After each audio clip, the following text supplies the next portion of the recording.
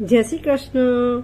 દરરોજ એ જ રોટલી શાક બનાવીને કંટાળો આવી જાય છે ને સવારે નાસ્તામાં કે સાંજે હલકું જમવાનું શું બનાવવું એ પણ મોટો પ્રશ્ન બને છે. તો આજે હું લઈને આવી છું એક ખૂબ જ સરળ અને ઝટપટ અને સ્વાદિષ્ટ ટામેટા આમલેટની રેસીપી. આ રેસીપી ખાસ વાત તો એ છે કે ઘણા ઘરમાં જે સામાન્ય સામગ્રી હોય તેમાંથી જ બની જાય છે અને કોઈ પણ સામગ્રી બજારમાંથી લાવવાની જરૂર નથી. અને સ્વાદ એવો કે એકવાર બનાવશો તો વારંવાર બનાવવાનું મન થઈ જશે. અને એટલી સરસ સુંદર અને ટેસ્ટી, દેખાવમાં પણ સરસ હોય છે એવી સ્વાદિષ્ટ રેસીપી હું લઈને આવી છું. જુઓ, ચાલો હવે આપણે રેસીપી ચાલુ કરીએ. પહેલાં ટામેટાને ધોઈને સાફ એ પછી નાના નાના ટુકડા કાપી લઈએ અને પછી પેનમાં તેને ટામેટાં નાખો અને તેમાં સારી રીતે ટામેટાં કટિંગ કરેલા નાખી દીધા. હવે આ ટામેટામાં વિટામિન સી પણ ભરપૂર પ્રમાણમાં મળે છે, એથી પૌષ્ટિક ખોરાકમાં ગણવામાં આવે છે. હવે આ ટામેટામાં 2 ચમચી ખાંડ નાખીશું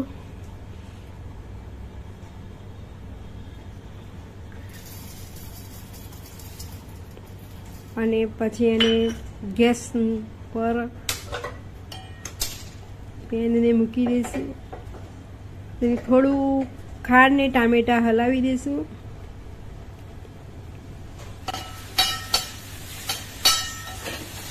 આ સ્ટેપમાં આપણે મસાલા ઉમેરીને એકદમ ટેસ્ટ ટામેટા આમલેટ તૈયાર કરીશું. એક ડુંગળી લઈશું ને ડુંગળીને તેમાં છીણી નાખીશું અને ખલ લઈશું, તેમાં મરચું અને આદું અને ના ટુકડા કરી દઈશું. હવે છીણેલીમાં ટામેટા, ચણાનો લોટ, ઘઉંનો લોટ અને આદુ મરચાંની પેસ્ટ, મરી પાવડર,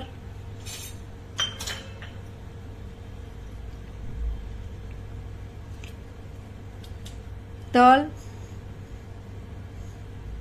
અજમો,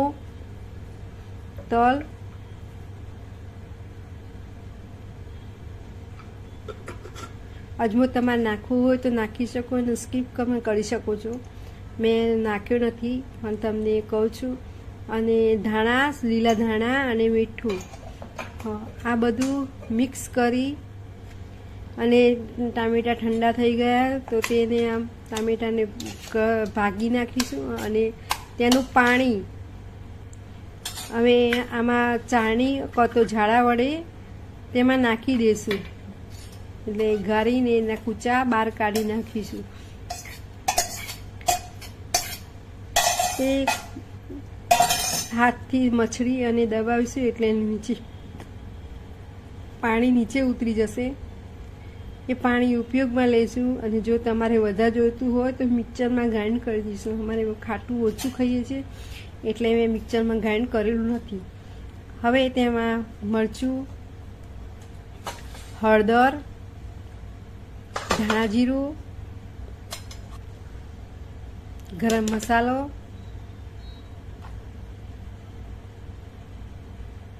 નાખીને થોડું પાણી રેડી અને એને હલાવશું. થોડું પાણી રેડવાનું, ગાંઠા પડી જશે અને ગોઠો થઈ જશે તો પછી જલ્દી થશે ને એ સ્મૂથ. એટલે થોડું પાણી રેડી અને સ્મૂથ બેટર બનાવવું. જુઓ મેં બેટર. હવે એક તવી ગરમ કરવી અને તેમાં તેલનું ગ્રીસ કરી અને પછી બેટરને ગોળ રાઉન્ડમાં પાથરી દેવું.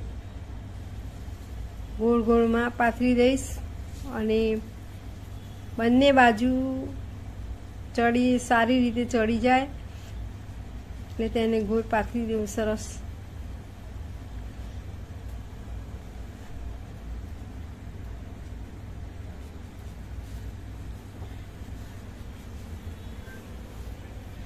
ગોળ આકાર આપવો અને પછી એને ગેસનું થોડું એક બાજુ ચડે એટલે બીજું ચડવી દેવું. હવે એ ટેસ્ટી અને આમલેટ તૈયાર થઈ ગઈ.